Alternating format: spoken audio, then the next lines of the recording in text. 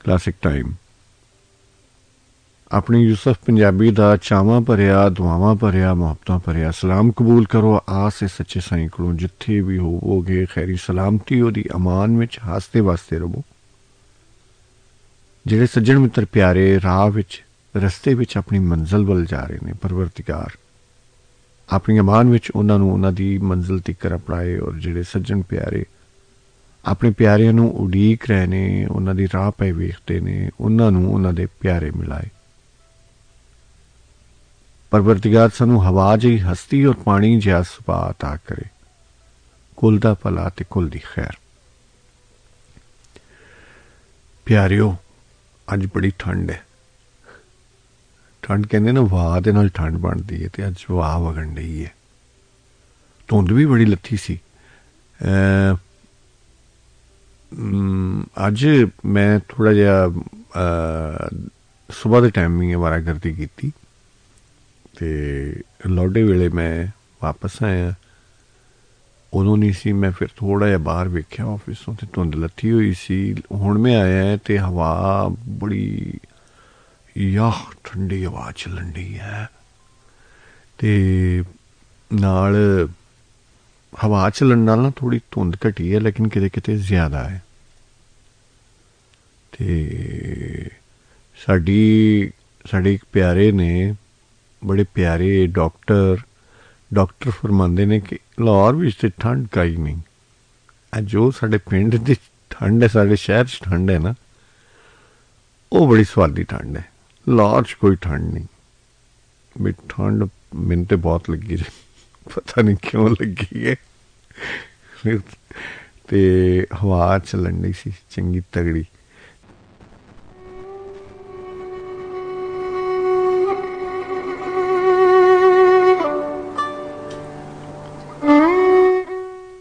Classic time Yusuf Punjabi तुहाडे नाल और साडे नाल बहुत प्यारे प्यारे मित्र आ मिले ने। मिल्की तलत दत्यानवी बेहतरीन पेशकश जी बहुत मेहरबानी तुहाडी मुहब्बत और प्यार। और उमैर बसरा साहब जी खैर मुबारक तुहानूं भी नवां साल मुबारक। और सनावला हाशमी साहब साडे नाल आ चुके ने ग्लासगो यूके तो। सनावला हाशमी साहब फरमाते ने कि Hashmi listener club radio listener club Glasgow UK वल्लों जनाब रेडियो प्रोग्राम विच सलामे खुलूस जी बहुत मेहरबानी। सनावला शाह हाशमी मोहम्मद अरशद हाशमी जफर इकबाल पुट्टा और हाजी अब्दुल सत्तार अहमदानी याकूब अहमद चौहान शाहिद अंजुम सिद्धू हाशमी लिसनर क्लब पाकिस्तान जी बिस्मिल्ला जी आया क्लास को बह के भी तुसी जनाब इत्थे दा लिसनर क्लब बनाया। असी ना हाशमी साहब है साडा पता नहीं की मामला है असी जिस धरती ते रह रहे हैं ਉਹਦੇ ਨਾਲ भी सानू उन्नी मुहब्बत करनी चाहिए क्योंकि उत्थों तुसी रिजक कमा रहे हो। अपने वतन की मुहब्बत तो ईमान का हिस्सा है ना तुसी इत्थों का जिक्र तो करना ही है और सानू अपने दिल दे विच दिमाग दे विच उन्नू रखना चाहिए। लेकिन जिथे असी रहने सानू कम अज कम उत्थे क्योंकि हुण तुसी ग्लासगो विच मौजूद हो इस वेले तुहाडे सज्जण मित्र प्यारे भी ग्लासगो च मौजूद ने ते ये बड़ी चंगी गल है कि तुसी हुण काम भी कर रहे हो और प्रोग्राम भी सुन रहे हो। बहुत शुक्रिया जनाब तुहाडा। नवीद बुखारी साहब आ गए ने बुखारा लिसनर क्लब तो ते ये तो मैनूं लगदा बुखारी साहब पक्का इलैक्शन भावें कौंसलर दा ही लड़न लेकिन लड़न ना दुख ना बीमारी आपका भाई नवीद बुखारी। नवीद बुखारी बंदा पूछे भी तुसी चटनी हो तुसी माजून हो तुसी की हो जिहड़ा तुसी तुहाडा फायदा होना ना दुख ना बीमारी ते कोई नारा इंदा बनाओ ना तुसी जाहिर है लोकां दीयां गलियां पक्कियां करवाणियां ने वहणियां बनवाणियां ने तुसी बाजारां दे विच जिथे कच्चा रस्ता उत्थे सोलंग भी लवाना तुसी अजे बहुत सारे काम करन वाले ने तुहाडे बुखारी साहब। और नवीद बुखारी क्या बात है 10 वरी नवीद बुखारी सलामत रहो शाह जी बहुत मेहरबानी शुक्रिया। और एच समीना नाज गुजरावाला तो साढ़े नाल ने जी वालेकुम अस्सलाम समीना जी तुसी आए अच्छा लगा ते तुहाडे तिन्ने मैसेज ही मेरे को पहुँच गए ने बहुत मेहरबानी सलामत रहो खुश रहो। ਅੱਛਾ, ਜਿਹੜੇ ਦੋਸਤ ਇਸ ਵੇਲੇ ਸੁਣ ਰਹੇ ਨੇ ਸਾਨੂੰ ਫੇਸਬੁੱਕ ਰਾਹੀਂ ਸੁਣ ਰਹੇ ਨੇ, ਤੇ ਉਹ ਇੱਕ ਵਾਰੀ ਅਗਰ ਸ਼ੇਅਰ ਕਰ ਦੇਣਗੇ ਫੇਸਬੁੱਕ ਨੂੰ, ਤੇ ਉਹਨਾਂ ਦੇ ਜਿਹੜੇ ਆਪਣੇ ਮਿੱਤਰ ਪਿਆਰੇ ਨੇ ਉਹ ਵੀ ਨਾਲ ਸ਼ਾਮਲ ਹੋ ਜਾਣਗੇ ਪ੍ਰੋਗਰਾਮ ਸੁਣਨ ਦੇ ਵਿੱਚ। ਅੱਛਾ, ਇੱਕ ਅਨਾਊਂਸਮੈਂਟ ਹੈ ਲੇਕਿਨ ਬਹੁਤ ਜ਼ਰੂਰੀ ਹੈ। ਤੁਸੀਂ ਅਗਰ ਕਿਸੇ ਨੂੰ ਜੀਵਨ ਦਾਨ ਕਰਨਾ ਹੈ, ਜ਼ਿੰਦਗੀ ਦੇਣੀ ਹੈ, ਬਖਸ਼ਣੀ ਹੈ ਜ਼ਿੰਦਗੀ, ਜਾਂ ਤੁਸੀਂ ਚਾਹੁੰਦੇ ਹੋ ਤੁਹਾਡੇ ਕੋਲੋਂ ਕੋਈ ਐਸਾ ਕੰਮ ਹੋਵੇ ਤੁਹਾਡਾ ਅੰਦਰ ਸ਼ਾਬਾਸ਼ ਦੇਵੇ, ਤੁਹਾਡਾ ਜ਼ਮੀਰ ਤੁਹਾਨੂੰ ਬਹੁਤ ਅੱਛਾ ਕਵੇ, ਥਪਕੀ ਦੇਵੇ, ਔਰ ਤੁਸੀਂ ਜ਼ਿੰਦਗੀ ਦੇ ਵਿੱਚ ਇੱਕ ਖੁਸ਼ਗਵਾਰ ਲਮਹੇ ਨੂੰ ਇੰਜੋਏ ਕਰ ਸਕੋ, ਤੇ ਉਹ ਹੁੰਦਾ ਹੈ ਕਿ ਕਿਸੇ ਇਨਸਾਨ ਵਾਸਤੇ ਆਸਾਨੀ ਪੈਦਾ ਕਰਨਾ, ਉਹਦੀ ਜ਼ਿੰਦਗੀ ਨੂੰ ਬਚਾਉਣਾ। ਅਰਸ਼ਦ ਮਨਜ਼ੂਰ ਜੀ, ਬਿਸਮਿਲ੍ਲਾ ਜੀ, ਇਹਨੂੰ ਪਰਵਰਦਿਗਾਰ ਤੁਹਾਨੂੰ ਸੁਖ ਸਲਾਮਤੀ ਦੇਵੇ, ਤੁਹਾਨੂੰ ਸਿਹਤ ਸਲਾਮਤੀ ਦੇਵੇ। ਵਾਲੇਕੁਮ ਅਸਲਾਮ, ਤੁਹਾਡਾ ਸੁਨੇਹਾ ਆਇਆ, ਬਹੁਤ ਚੰਗਾ ਲੱਗਾ ਜੀ। ਅਰਸ਼ਦ ਮਨਜ਼ੂਰ ਸਾਹਿਬ ਸਾਡੇ ਇਸ ਵੇਲੇ ਮੌਜੂਦਾ ਦੌਰ ਦੇ ਬਹੁਤ ਆਲਾ ਸ਼ਾਇਰ ਨੇ, ਤੇ ਇਹਨਾਂ ਦੀ ਨਵੀਂ ਕਿਤਾਬ ਵੀ ਆ ਚੁੱਕੀ ਹੈ। ਪਹਿਲੇ ਵੀ ਇਹਨਾਂ ਦੀ ਕਿਤਾਬ ਔਰ ਵਾਗਿਓਂ ਪਾਰ ਇਹਨਾਂ ਦੀ ਕਿਤਾਬ ਛਪ ਚੁੱਕੀ ਹੈ, ਔਰ ਯਕੀਨੀ ਤੌਰ 'ਤੇ ਜਿਹੜੀ ਨਵੀਂ ਕਿਤਾਬ ਆਈ ਹੈ ਇਹ ਵੀ ਬਹੁਤ ਛੇਤੀ ਛਪ ਜਾਏਗੀ। ਅਕਮਲ ਸਿਆਲ ਸਾਹਿਬ ਸਾਡੇ ਨਾਲ ਨੇ, ਆਰਜੇ ਮੇਹਰ ਅਕਮਲ ਸਿਆਲ ਔਨ FM ਰੇਡੀਓ ਖਾਨੇਵਾਲ ਤੋਂ। अस्सलाम वालेकुम। वालेकुम अस्सलाम ब्रदर, बहुत वधिया प्रोग्राम है वे, ते खूबसूरत अंदाज जनाब दा, सदा सलामत रवो। बहुत मेहरबानी जनाब, बहुत प्यार। तुहाडा सुनना बहुत चंगा है, तुहानू कुदरत ने चंगे कान दिते ने, क्योंकि खानेवाल दे विच भी मेरी आवाज़ गूंजदी रही है। एक रेडियो तो नैटवर्क प्रोग्राम हुंदा सी, खानेवाल विच एक चैनल, एक उन्हां दा स्टेशन सी, एक नारोवाल सी, एक जेलम विच सी, ते एक इत्थे सी शेखपुरे। ते बहुत मुहब्बत, बहुत प्यार।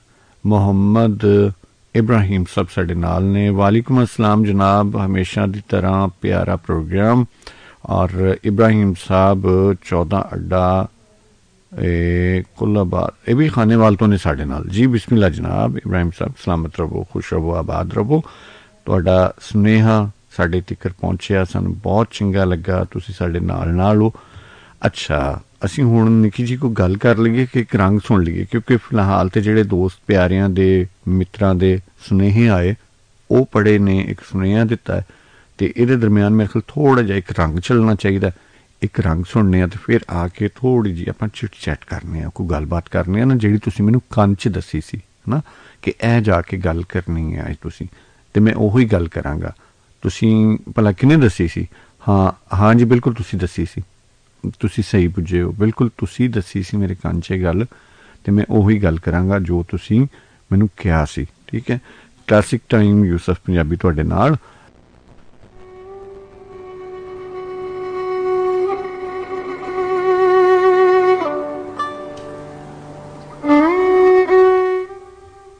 ਕਲਾਸਿਕ ਟਾਈਮ ਯੂਸਫ ਪੰਜਾਬੀ ਤੁਹਾਡੇ ਨਾਲ, ਔਰ ਠੰਡੀ ਠੰਡੀ ਰਾਤ, ਨਿੱਘੀ ਨਿੱਘੀ ਰਜ਼ਾਈ, ਔਰ ਕਦੀ ਕਦੀ ਰਜ਼ਾਈ ਨਾਲੋਂ ਨਿੱਘੇ ਮਿੱਤਰ ਹੁੰਦੇ ਨੇ, ਤੁਹਾਡੇ ਪਿਆਰੇ ਹੁੰਦੇ ਨੇ, ਜਿਨ੍ਹਾਂ ਨਾਲ ਤੁਹਾਡਾ ਪਿਆਰ ਮੋਹ ਹੁੰਦਾ ਹੈ, ਮੁਹੱਬਤ ਹੁੰਦੀ ਹੈ, ਤੇ ਜੇ ਕੋਲ ਉਹ ਬੈਠੇ ਹੋਣ ਤੇ ਉਹਨਾਂ ਦਾ ਰਜ਼ਾਈ, ਕੰਬਲ ਤੇ ਅੱਗ, ਅੰਗੀਠੀ ਜਾਂ ਮੱਚ ਬਾਲਿਆ ਹੋਵੇ, ਉਹਦੇ ਨਾਲ ਜ਼ਿਆਦਾ ਸੇਕ ਹੁੰਦਾ ਹੈ, ਉਹਨਾਂ ਦਾ ਨਿੱਘ ਹੁੰਦਾ ਹੈ ਤੁਹਾਨੂੰ।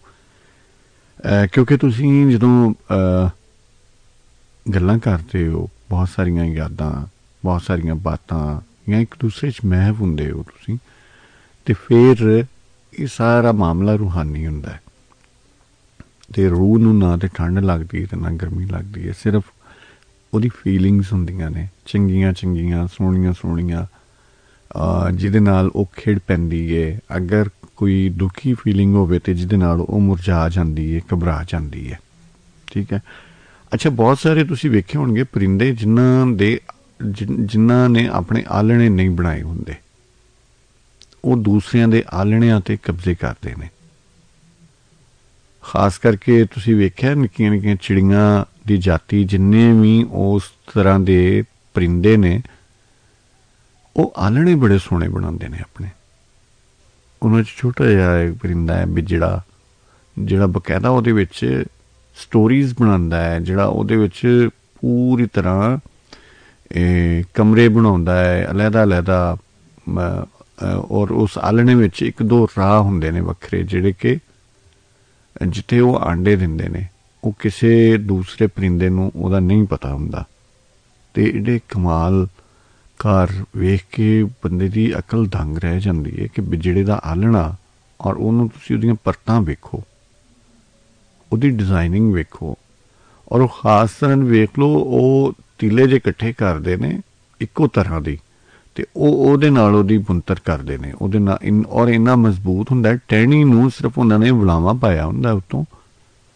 ਤੇ ਬਿਜੜੇ ਦਾ ਆਲਣਾ ਹਮੇਸ਼ਾ ਇੱਕ ਕੋਈ ਨਰਮ ਜਿਹੀ ਟਹਿਣੀ ਦੇ ਉੱਤੇ ਹੁੰਦਾ, ਬਰੀਕ ਟਹਿਣੀ ਦੇ ਉੱਤੇ ਹੁੰਦਾ ਹੈ।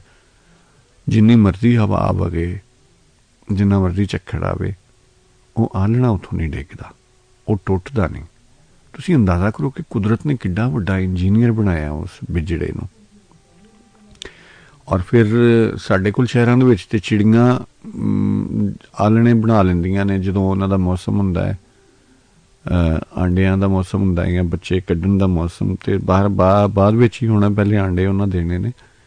ਤੇ ਉਹ ਰੋਸ਼ਨਦਾਨਾਂ ਵਿੱਚ ਜਾਂ ਕਿਤੇ ਇਸ ਤਰ੍ਹਾਂ ਜਿੱਥੇ ਵੀ ਉਹਨਾਂ ਨੂੰ ਜਗ੍ਹਾ ਲੱਭੇ, ਕਿਉਂਕਿ ਰੁੱਖ ਤੇ ਅਸੀਂ ਹੁਣ ਰਹਿਣ ਘੱਟ ਦਿੱਤੇ ਨੇ, ਲੇਕਿਨ ਚਿੜੀਆਂ ਫਿਰ ਵੀ ਮੇਰੇ ਖਿਆਲ ਰੁੱਖਾਂ ਤੇ ਆਲਣੇ ਨਹੀਂ ਬਣਾਉਂਦੀਆਂ। ਇਹ ਚਿੜੀਆਂ ਜਿਹੜੀਆਂ ਸਾਡੀਆਂ ਇੱਥੇ ਦੇਸੀ ਚਿੜੀਆਂ ਨੇ ਨਾ, ਉਹ ਬਿਜੜਾ ਵੀ ਸਾਡਾ ਦੇਸੀ ਹੈ ਉਹ, ਲੇਕਿਨ ਇਹਨਾਂ ਦੀ ਫਿਤਰਤ ਹੈ ਘਰਾਂ ਦੇ ਵਿੱਚ ਜਾਂ ਦੂਸਰੀ ਜਗ੍ਹਾ ਤੇ ਆਲਣੇ। ਹਾਂ, ਰੁੱਖਾਂ ਤੇ ਇਹਨਾਂ ਨੇ ਪਾਏ ਹੁੰਦੇ ਨੇ, ਲੇਕਿਨ ਰੁੱਖਾਂ ਦੇ ਜਿੱਥੇ ਦੋ ਮੁੱਢ ਉੱਪਰ ਨਹੀਂ ਹੁੰਦਾ, ਜਿੱਥੋਂ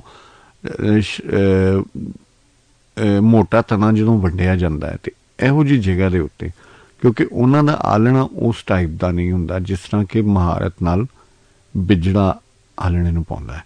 ਅੱਛਾ, ਇਹ ਤੇ ਚਲੋ ਗੱਲ ਉੱਧਰ ਚਲੀ ਗਈ ਕਿ ਹੁਣ ਇੰਨੇ ਸਾਰੇ ਪਰਿੰਦੇ ਨੇ ਜਿਨ੍ਹਾਂ ਵਿੱਚੋਂ ਇਹ ਖਾਸ ਕਰਕੇ ਚਿੜੀਆਂ ਵਰਗੇ ਜਿਹੜੇ ਪਰਿੰਦੇ ਨੇ ਜਿੰਨੇ ਵੀ ਛੋਟੇ, ਉਹ ਬਹੁਤ ਸੋਹਣੇ ਆਲਣੇ ਬਣਾਉਂਦੇ ਨੇ।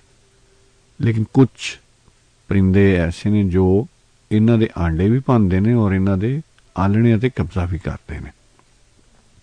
ਇਸੇ ਤਰ੍ਹਾਂ ਹੀ ਮੁਹੱਬਤ ਹਮੇਸ਼ਾ ਆਲਣੇ ਬਣਾਉਂਦੀ ਹੈ, ਬਹੁਤ ਸੋਹਣੇ ਆਲਣੇ ਬਣਾਉਂਦੀ ਹੈ, ਆਪਣੀ ਜਗ੍ਹਾ ਬਣਾਉਂਦੀ ਹੈ, ਆਪਣਾ ਮਕਾਮ ਬਣਾਉਂਦੀ ਹੈ, ਆਪਣੀ ਔਰ ਆਪਣੇ ਪਿਆਰਿਆਂ ਦੀ ਸੇਫਟੀ ਵਾਸਤੇ। ਲੇਕਿਨ ਨਫ਼ਰਤ ਉਹਦਾ ਕੋਈ ਆਲਣਾ ਨਹੀਂ ਹੁੰਦਾ, ਉਹ ਕਬਜ਼ਾ ਗਰੁੱਪ ਹੈ। ਨਫ਼ਰਤ ਹਮੇਸ਼ਾ ਮੁਹੱਬਤ ਦੇ ਆਲਣਿਆਂ 'ਤੇ ਕਬਜ਼ਾ ਕਰਦੀ ਹੈ। ਤੁਸੀਂ ਵੇਖਿਆ ਕਿ ਉਹਦਾ ਕੋਈ ਦੇਸ਼, ਕੋਈ ਧਰਮ, ਕੋਈ ਜਾਤ ਕੁਛ ਨਹੀਂ ਹੁੰਦਾ ਨਫ਼ਰਤ ਦਾ। ਤੇ ਉਹ ਜਿੱਥੇ ਮੁਹੱਬਤ ਦਾ ਆਲਣਾ ਬਣਿਆ ਹੋਵੇ ਨਾ, ਉਹਦੇ ਤੇ ਬਾਰ-ਬਾਰ ਅਟੈਕ ਕਰਨ ਦੀ ਕੋਸ਼ਿਸ਼ ਕਰਦੀ ਹੈ।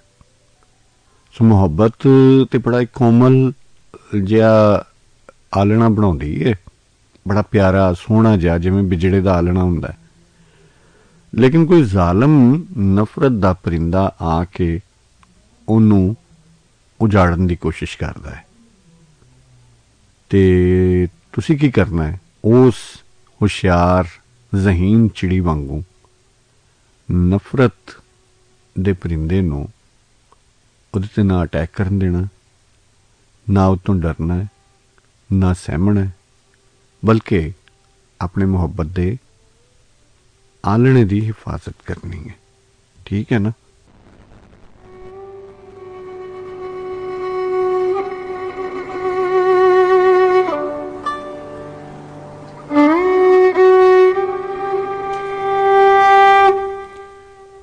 ਕਲਾਸਿਕ ਟਾਈਮ ਯੂਸਫ ਪੰਜਾਬੀ ਤੁਹਾਡੇ ਨਾਲ, ਔਰ ਸਾਡੇ ਨਾਲ ਜਨਾਬ ਵਾਜਿਦ ਅਲੀ ਕਾਮਰੇਡ ਜੀ, ਬਿਸਮਿਲ੍ਲਾ ਜੀ ਆਇਆਂ ਨੂੰ। ਔਰ ਵਾਜਿਦ ਅਲੀ ਸਾਹਿਬ ਕਹਿੰਦੇ ਨੇ ਕਿ ਜਦੋਂ ਤੁਸੀਂ ਆਉਂਦੇ ਹੋ ਅਸੀਂ ਪ੍ਰੋਗਰਾਮ ਉਦੋਂ ਹੀ ਸ਼ੇਅਰ ਕਰ ਦਿੰਦੇ ਹਾਂ। ਬਹੁਤ ਮੁਹੱਬਤ, ਬਹੁਤ ਪਿਆਰ। ਪਰਵਾਨਾ ਖੋਖਰ ਜੀ ਵਾਲੇਕੁਮ ਅਸਲਾਮ। ਲਾਹੌਰ ਦਾ ਰਾਂਝਾ ਵਾਲੇਕੁਮ ਅਸਲਾਮ ਜਨਾਬ, ਜੀ ਆਇਆਂ ਨੂੰ। ਤੁਹਾਨੂੰ ਵੀ ਬਹੁਤ ਮੁਹੱਬਤ, ਬਹੁਤ ਪਿਆਰ। ਔਰ ਲਾਹੌਰ ਦਾ ਰਾਂਝਾ ਕਲਾਸਿਕ ਟਾਈਮ ਦੀ ਤਾਰੀਫ ਕਰ ਰਿਹਾ। ਤੁਸੀਂ ਆਪ ਬਹੁਤ ਚੰਗੇ ਹੋ, ਬਹੁਤ ਪਿਆਰੇ ਹੋ। ਸੋ ਤੁਹਾਡੀ ਤਸ਼ਰੀਫ ਆਵਰੀ ਦਾ ਬਹੁਤ ਬਹੁਤ ਸ਼ੁਕਰੀਆ। ਅੱਛਾ, ਅਸੀਂ ਗੱਲ ਕਰ ਰਹੇ ਸਾਂ ਕਿ ਨਫ਼ਰਤ ਦੀ ਔਰ ਪਿਆਰ ਦੀ, ਕੋਮਲਤਾ ਦੀ ਔਰ ਆਲਣਿਆਂ ਦੀ ਔਰ ਪਰਿੰਦਿਆਂ ਦੀ। ਲੇਕਿਨ ਔਕੜ ਕਿਹਦੇ ਤੇ ਨਹੀਂ ਆਉਂਦੀ, ਔਖਾ ਵੇਲਾ ਕਿਹਦੇ ਤੇ ਨਹੀਂ ਆਉਂਦਾ। ਅਸੀਂ ਕਹਿੰਦੇ ਹਾਂ ਨਾ ਕਿ ਜਿਹੜੇ ਸਿਆਣੇ ਲੋਕ ਨੇ, ਰੱਬ ਲੋਕ ਨੇ, ਸ਼ੁਕਰਾਨੇ ਵਾਲੇ ਨੇ, ਉਹ ਔਖੇ ਵੇਲੇ ਨੂੰ ਵੀ ਰੱਬ ਸੋਹਣੇ ਦੀ ਨਿਯਮਤ ਸਮਝ ਕੇ ਕਬੂਲ ਕਰਦੇ ਨੇ। ਉਹਨਾਂ ਕਦੀ ਵੀ ਇਹ ਸੋਚਿਆ ਹੀ ਨਹੀਂ ਕਿ ਪਰਵਰਦਿਗਾਰ ਉਹਨਾਂ ਨਾਲ ਇੰਨਾ ਪਿਆਰ ਕਰਦਾ ਹੈ, ਕੁਦਰਤ ਮਾਂ ਇੰਨਾ ਪਿਆਰ ਕਰਦੀ ਹੈ, ਅਤੇ ਉਹਨਾਂ ਨੂੰ ਕੋਈ ਉਹਨਾਂ ਵੱਲੋਂ ਦੁੱਖ ਜਾਂ ਤਕਲੀਫ ਵਾਲੀ ਚੀਜ਼ ਆ ਸਕਦੀ ਹੈ। ਨਹੀਂ, ਹਮੇਸ਼ਾ ਉਹਦੇ ਵੱਲੋਂ ਪਿਆਰ ਵਾਲੀ ਚੀਜ਼ ਹੀ ਆਉਂਦੀ ਹੈ, ਔਰ ਉਹਨਾਂ ਦੇ ਸੁਧਾਰ ਵਾਸਤੇ, ਉਹਨਾਂ ਦੇ ਭਲੇ ਵਾਸਤੇ ਹੀ ਜਿਹੜਾ ਵੇਲਾ ਆਉਂਦਾ ਹੈ ਜਾਂ ਜਿਹੜੇ ਕੁਝ ਮਸਾਇਲ ਆਉਂਦੇ ਨੇ, ਉਹਦੇ ਵਿੱਚ ਇੱਕ ਭਲੇ ਦਾ, ਚੰਗੇ ਦਾ ਅਨਸਰ ਹੁੰਦਾ ਹੈ। ਅੱਛਾ, ਹੁਣ ਔਖਾ ਵੇਲਾ ਜਦੋਂ ਆਉਂਦਾ ਔਰ ਜਿਸ ਬੰਦੇ ਨੇ ਨਿਯਮਤ ਸਮਝਿਆ ਉਹਨੂੰ, ਉਹ ਉਹਦੇ ਤੋਂ ਬੜਾ ਕੁਝ ਸਿੱਖਦਾ ਹੈ। ਔਖਾ ਵੇਲਾ ਇੱਕ ਛਾਨਣੇ ਦੀ ਤਰ੍ਹਾਂ ਹੁੰਦਾ ਹੈ, ਇੱਕ ਸਕੈਨਰ ਦੀ ਤਰ੍ਹਾਂ ਹੁੰਦਾ ਹੈ, ਇੱਕ ਐਸੀ ਐਨਕ ਹੈ ਜਿਹਦੇ ਵਿੱਚੋਂ ਸਭ ਸਾਫ਼-ਸਾਫ਼ ਨਜ਼ਰ ਆਉਂਦਾ ਹੈ। ਤੇ ਅਗਰ ਉਸ ਵੇਲੇ ਦੇ ਵਿੱਚ ਤੁਸੀਂ ਆਪਣੇ ਆਪ ਨੂੰ ਸੰਭਾਲ ਲਵੋ ਔਰ ਆਪਣੇ ਆਪ ਨੂੰ ਪਛਾਣ ਲਵੋ ਔਰ ਆਪਣੇ ਆਲ ਦੁਆਲ ਨੂੰ ਪਛਾਣ ਲਵੋ, ਤੇ ਤੁਸੀਂ ਬਹੁਤ ਸਾਰੇ ਮਸਾਇਲ ਤੋਂ ਬਚ ਸਕਦੇ ਹੋ, ਬਹੁਤ ਸਾਰੀਆਂ ਤਕਲੀਫਾਂ ਤੋਂ ਬਚ ਸਕਦੇ ਹੋ। ਦੁੱਖ ਦੀ ਗੱਲ ਹੈ ਕਿ ਬਹੁਤ ਸਾਰੇ ਸਾਡੇ ਲੋਕ ਹੁੰਦੇ ਨੇ ਜਿਨ੍ਹਾਂ ਦੇ ਜ਼ਾਹਰੀ ਚਿਹਰੇ ਹੋਰ ਹੁੰਦੇ ਨੇ, ਲੇਕਿਨ ਅੰਦਰੋਂ ਕੁਝ ਹੋਰ ਹੁੰਦੇ ਨੇ। ਯਾਨੀ ਮੂੰਹ ਤੋਂ ਕੁਝ ਬੋਲ ਰਹੇ ਹੁੰਦੇ ਨੇ, ਅੰਦਰ ਉਹਨਾਂ ਦੇ ਕੁਝ ਚੱਲ ਰਿਹਾ ਹੁੰਦਾ ਹੈ। ਇੱਕ ਵੇਲੇ ਦੇ ਵਿੱਚ ਉਹ ਮਤਲਬ ਦੋ ਪਾਸੇ ਚੱਲਦੇ ਨੇ, ਦੋ ਧਾਰੀ ਚੱਲਦੇ ਨੇ। ਉਹ ਕਹਿੰਦੇ ਨੇ ਨਾ ਸਿਆਣੇ ਕਿ ਉਦਣ ਕਿਸੇ ਦੋਸਤ ਨੇ ਕਿਹਾ ਸੀ ਦਾਤ ਨੂੰ, ਸਾਡਾ ਜਿੰਨਾ ਵੱਡਾ ਪੰਜਾਬ ਹੈ ਹਰ ਜਗ੍ਹਾ 'ਤੇ ਨਾ ਉਹ ਥੋੜ੍ਹੀ ਜਿਹੀ ਜਿਹੜੀਆਂ ਮਿਸਾਲਾਂ ਨੇ ਉਹ ਬਦਲਾਓ ਦੇ ਨਾਲ ਤੁਹਾਨੂੰ ਮਿਲਦੀਆਂ, ਲੇਕਿਨ ਮਕਸਦ ਉਹਨਾਂ ਦਾ ਉਹੀ ਹੁੰਦਾ ਹੈ ਕਿ ਦਾਤਰੀ ਨੂੰ ਇੱਕ ਪਾਸੇ ਦੰਦੇ ਤੇ ਦੁਨੀਆ ਨੂੰ ਦੋ ਪਾਸੇ। ਇਹਨੂੰ ਇਹ ਵੀ ਕਹਿੰਦੇ ਨੇ ਕਿ ਆਰੀ ਨੂੰ ਇੱਕ ਪਾਸੇ ਦੰਦੇ ਤੇ ਦੁਨੀਆ ਨੂੰ ਦੋ ਪਾਸੇ।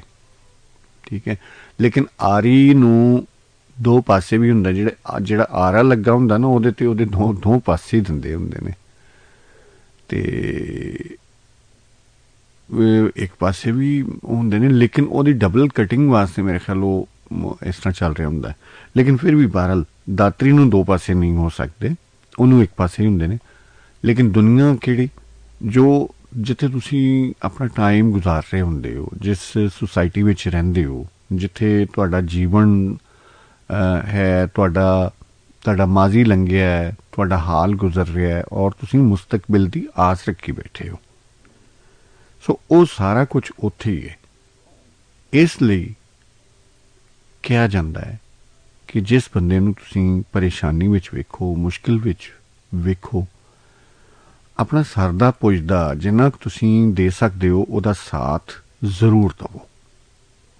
ਜਿੰਨੀ ਕੁ ਤੁਹਾਡੀ ਪਹੁੰਚ ਹੈ, ਕੁਦਰਤ ਨੇ ਜਿੰਨਾ ਕੁ ਤੁਹਾਨੂੰ ਨਵਾਜ਼ਿਆ, ਤੁਸੀਂ ਉਹਦੇ ਸ਼ੁਕਰਾਨੇ ਦੀ ਸੂਰਤ ਵਿੱਚ, ਕੁਦਰਤ ਦਾ ਸ਼ੁਕਰਾਨਾ ਅਦਾ ਕਰਨ ਦੀ ਸੂਰਤ ਵਿੱਚ ਉਸ ਸ਼ਖਸ ਦਾ, ਉਸ ਜੀਅ ਦਾ ਤੁਸੀਂ ਸਾਥ ਜ਼ਰੂਰ ਦੇਵੋ।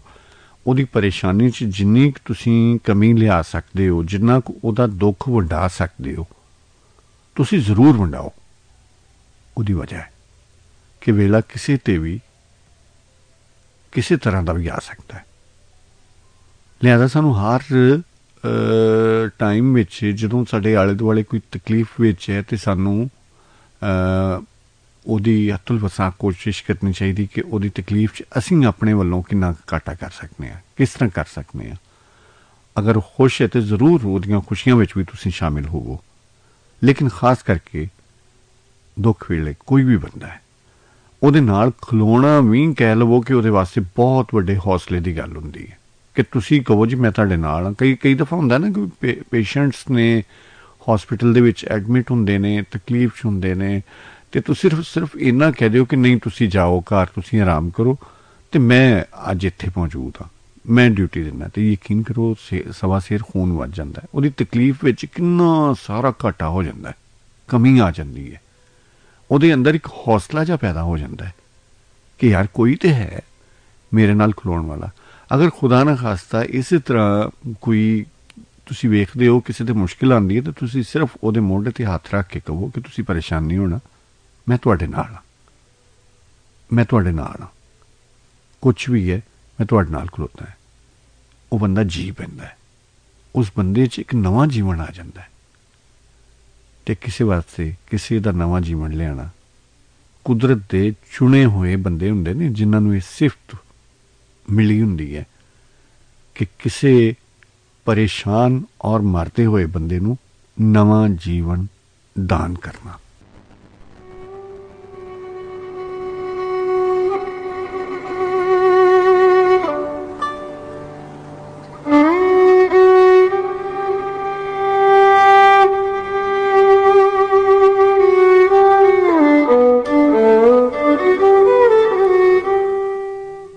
ਕਲਾਸਿਕ ਟਾਈਮ ਯੂਸਫ ਪੰਜਾਬੀ ਤੁਹਾਡੇ ਨਾਲ।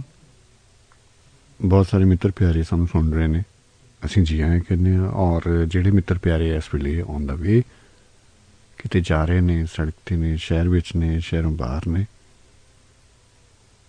ਤੁਹਾਡੀ ਜ਼ਿੰਦਗੀ ਬਹੁਤ ਕੀਮਤੀ ਹੈ ਔਰ ਤੁਸੀਂ ਬਹੁਤ ਕੀਮਤੀ ਹੋ, ਆਪਣੇ ਵਾਸਤੇ ਵੀ ਔਰ ਆਪਣੇ ਪਿਆਰਿਆਂ ਵਾਸਤੇ ਵੀ।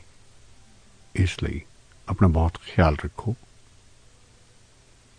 ਜੇ ਤੁਸੀਂ ਇਕੱਲੇ ਡਰਾਈਵ ਕਰ ਰਹੇ ਹੋ ਔਰ ਲੌਂਗ ਡਰਾਈਵ 'ਤੇ ਹੋ ਤਾਂ ਕੋਸ਼ਿਸ਼ ਕਰੋ ਕੋਈ ਜਿਵੇਂ ਚਬਾਉਣ ਵਾਲੀ ਚੀਜ਼, ਚਿੰਗਮ ਟਾਈਪ ਇਸ ਤਰ੍ਹਾਂ ਦੀ ਚੀਜ਼ ਤੁਸੀਂ ਕੋਲ ਰੱਖੋ ਔਰ ਚਬਾਓ।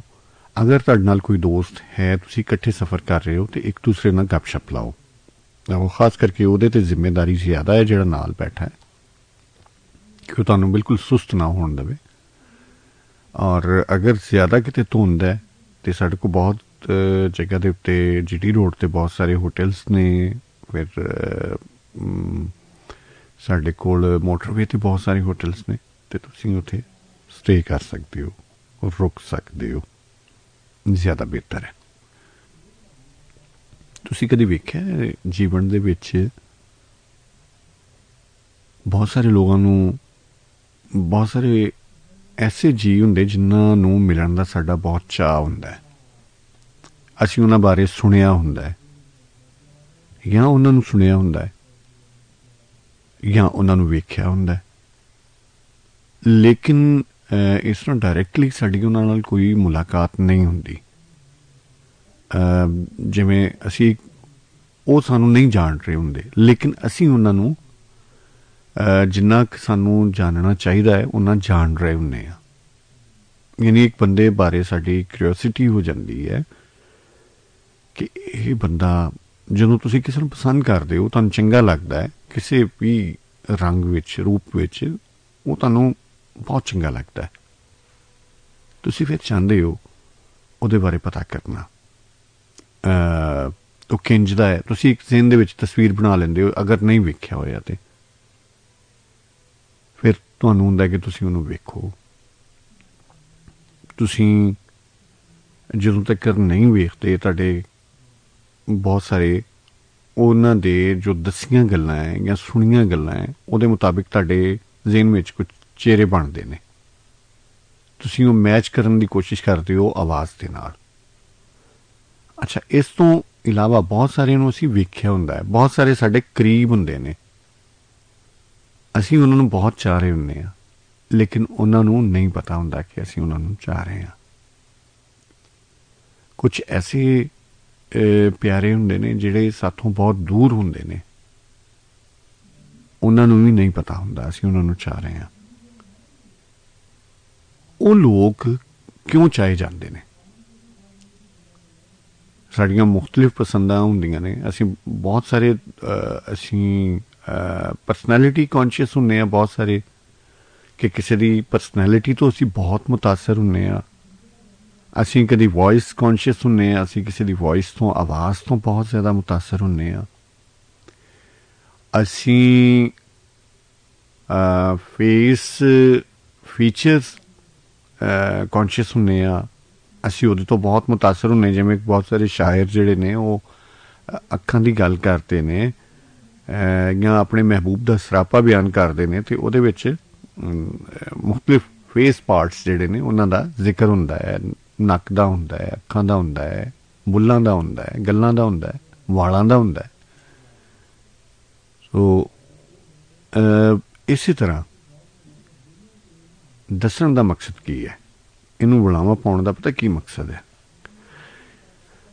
कि बहुत सारे लोग साडी जिंदगी विच बेशक शामिल नहीं हुंदे, साडी जिंदगी दे विच नहीं हुंदे, साडे जीवन दे विच उन्हां दा साथ नहीं हुंदा, पर उन्हां दी जगह साडे दिल विच हुंदी है।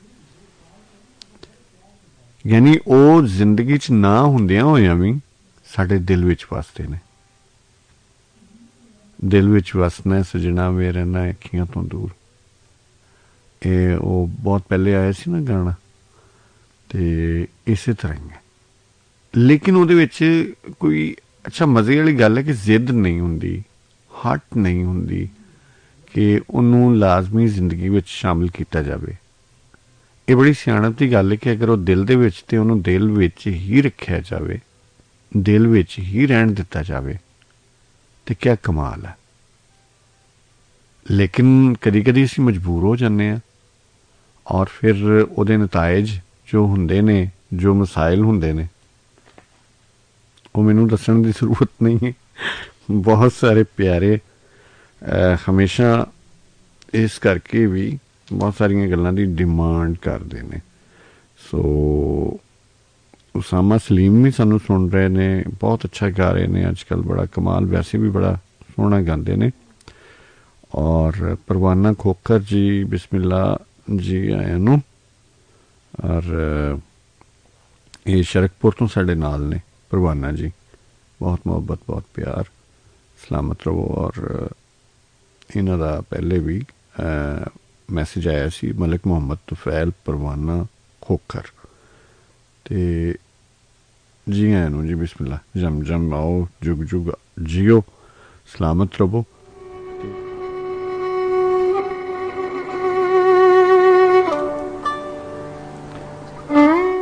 सुभान अल्लाह, सुभान अल्लाह, सुभान अल्लाह।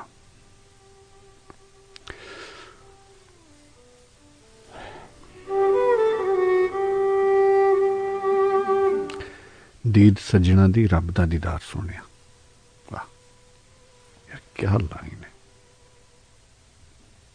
भाई, वाह, इस वड्डी लाइन की हो सकती है। और इंज ही हुंदा है, सच है। एस साजदा जहूर जी वालेकुम अस्सलाम, सलामत रहो। फाजिल शहजाद खोखर साहब बिस्मिल्लाह जी आया नू, सलामत रहो, खुश रहो, आबाद रहो। और नवाजिश अली सेठी साहब बिस्मिल्लाह जी आया नू, और सारिਆਂ ਨੂੰ ਤੁਹਾਡਾ सलाम पहुँच गया जी। हाँ अच्छा, अपना परवाना खोखर जी, तुसी आप बड़े सोहने हो, चंगे हो, प्यारे हो, ये तरीफां तुहाडियां अपनियां ही ने, सोहणिया प्यारिया। अंसर महबूब जी वालेकुम अस्सलाम, सलामत रहो, खुश रहो, आबाद रहो, बहुत मेहरबानी, सलामत रहो तुसी। तेरा प्यार सी मेरा पहरेदार सोहणिया। अच्छा, ये जीवन जोगियां अखां नूं जो प्यारा लग जाता है, नाल ही दिल उहदी गवाही देनी शुरू हो जाता है, धड़कना शुरू हो जाता है, वसों बाहर हो जाता है। और कोई जरूरत नहीं हुंदी जिहड़ा चंगा लगे उहदी जात पुछण दी, कोई जरूरत नहीं हुंदी उहदा पिछोकड़ वेखण दी, कोई जरूरत नहीं महसूस करदे उहदी आदत पुछण दी, बल्कि उहदे बारे अगर कोई बुरा कहे तो वह सानू बुरा लगता है। एक ही मामला है, असी मतलब उहदे बारे कुछ जानना ही नहीं चाहते। जो अखां नूं प्यारा लगा, दिल ने गवाही दिती, और फिर बस प्यार ही प्यार उहदे वास्ते जरा जिन्नी भी किसी खाने विच, किसी जगह दे उत्ते कोई रत्ती भर भी उकताहट या नफरत की गुंजाइश नहीं हुंदी। ईवन कि उहदे बारे असी कुछ माड़ा सुन भी नहीं सकते, बुरा सुन भी नहीं सकते। ये की है, क्यों है, इंज क्यों हुंदा है? तुसी दसोगे आके? मैनूं तो समझ नहीं जे आ रहा कि इंज क्यों हुंदा है ਕਿ ਜਿਹੜਾ ਤੁਹਾਡੀਆਂ ਅੱਖਾਂ ਨੂੰ ਤੁਹਾਨੂੰ ਯਾਨੀ ਕਿ ਚੰਗਾ ਲੱਗ ਗਿਆ, ਤੁਸੀਂ ਉਹਦੇ ਬਾਰੇ ਫਿਰ ਨਾ ਤੇ ਬੁਰਾ ਸੁਣ ਸਕਦੇ ਹੋ ਔਰ ਨਾ ਹੀ ਤੁਸੀਂ ਸੁਣਨਾ ਚਾਹੁੰਦੇ ਹੋ, ਨਾ ਉਹਦੀ ਕੋਈ ਇਨਵੈਸਟੀਗੇਸ਼ਨ ਕਰਨਾ ਚਾਹੁੰਦੇ ਹੋ, ਨਾ ਉਹਦੇ ਬਾਰੇ ਕੋਈ ਪੁੱਛ ਦੱਸ ਕਰਨਾ ਚਾਹੁੰਦੇ ਹੋ। ਬਸ ਪਿਆਰ ਹੀ ਪਿਆਰ, ਮੁਹੱਬਤ ਹੀ ਮੁਹੱਬਤ। ਕਿਉਂ ਇੰਜ ਹੁੰਦਾ ਹੈ? ਕਲਾਸਿਕ ਟਾਈਮ ਦੇ ਵਿੱਚ ਤੁਸੀਂ ਆ ਕੇ ਦੱਸ ਸਕਦੇ ਹੋ। ਔਰ ਕਾਈਂਡਲੀ ਇੱਕ ਰਿਕੁਐਸਟ ਹੈ ਕਿ ਸਿਰਫ ਤੁਸੀਂ ਇਹ ਮੌਜੂ 'ਤੇ ਆ ਕੇ ਗੱਲ ਕਰਨੀ ਹੈ, ਜਾਂ ਬਿਲਕੁਲ ਹਟ ਕੇ ਕੋਈ ਯੂਨੀਕ ਜਿਹੀ ਗੱਲ ਜਿਹੜੀ ਮਤਲਬ ਗੱਲ ਤੇ ਗੱਲ ਨਾ ਹੋਵੇ, ਜਿਵੇਂ ਕਿ ਇਹ ਨਹੀਂ ਕਿ ਫਲਾਂ ਨੇ ਬਹੁਤ ਅੱਛੀ ਗੱਲ ਕੀਤੀ ਜਾਂ ਮਾੜੀ ਕੀਤੀ, ਜਾਂ ਉਹਨੇ, ਤੁਸੀਂ ਆਪਣੀ ਗੱਲ ਦੇਣੀ ਹੈ, ਆਪਣਾ ਆਈਡੀਆ ਦੇਣਾ।